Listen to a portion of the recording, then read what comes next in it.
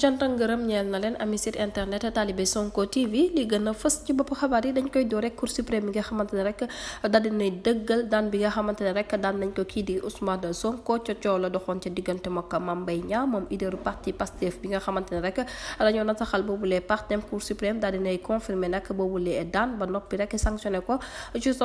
lu toll ci 200 millions yoo xamante ne rek da koy jox ndàmpaay comme Mame Mbaye Niang ba tey rek waral nag ki nga xamante ne moom moo fi nekkoon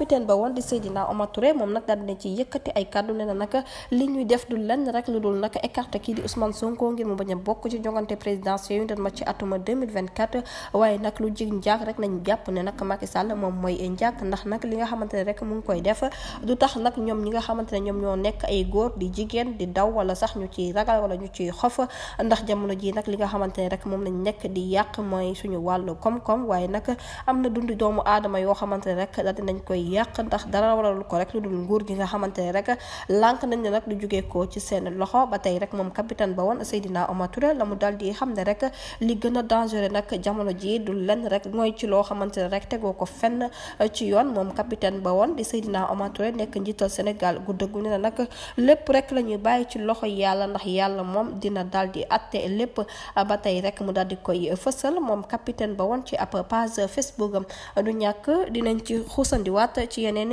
jotaay xabaar ba ñu jógee ko foofu nag dañuy àddu rek wutali kat yu nga xamante ne kii di Pape Alé Niang daal dina koy yëkkati moom tamit la mu daal di xam ne réewum Sénégal ci seen jëmi bopp nag ñoom ñoo na ma jël seen destin en main Sénégal ci boppam moom moo sonn ci nguur gi fi nekk ndax nag ñenn ci magistrat yi nga xamante ne rek jamono ji nag état bu Sénégal la ñuy déglu wala Macky Sall ci boppam rek la ñuy dellu mu leen di digtal la ñuy def ak lañ dul def waaye nag jot na rek ñu daal di xalaat démocratie ci biir réew mi ndax constat bi nga xamante ne rek daal nañ koy am yenn ci magistrat yi nga xamante ne rek jamono ji nag ñu ngi layam ci côté justice bi ba noppi rek di accuser ak def loo xamante ne rek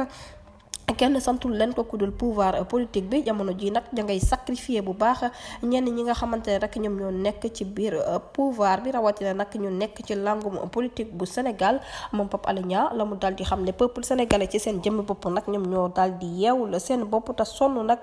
ci anam bi nga xamante ne rek moom la ñuy nama amalee élection présidentielle ñu doon ma ci atum 2024 nee na message bi nag daal di nday leer ndax nag jot na rek kenn ku ci nekk jël sa destin en main Macky Sall nag ci jëmmi boppam dafay waajal yàq li nga xamante ne rek moom mooy système institution de la république te loolu nag pour mu am rek basé wul ko fenn rek fudul ñi nga xamante ne rek ñoom ñoo nekk ci administration yi ba tey rek mu daal di ci yokk ne critique bi nga xamante ne rek moom la président daal di def dara waralu ko rek lu dul nguur gi nga xamante ne rek mi ngi ci waaye nag ñu fondé ko ci ay fondation yu wóor fondé ko ci démocratie jamono ji nag ñenn ci juge yi rek di accuser bu baax li nga xamante ne rek moom lañ daal di def moom nag ma ngay accuser juge yi nga xamante ne rek dañu daal di trahir lépp loo xamante ne rek waatoon nañ ko ne dinañ ko jëfee ñeel nag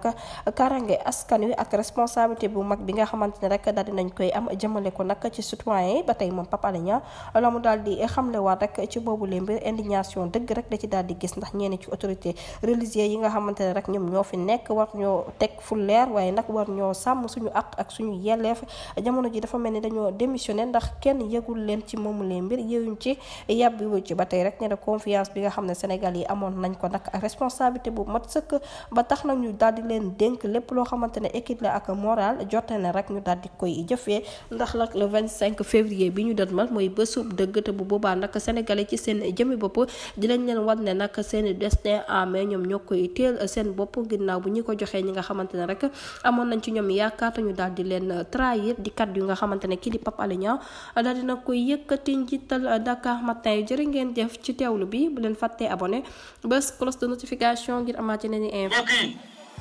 on s'est beaucoup battu pour un projet. Ce projet boobu mooy sauver le Sénégal.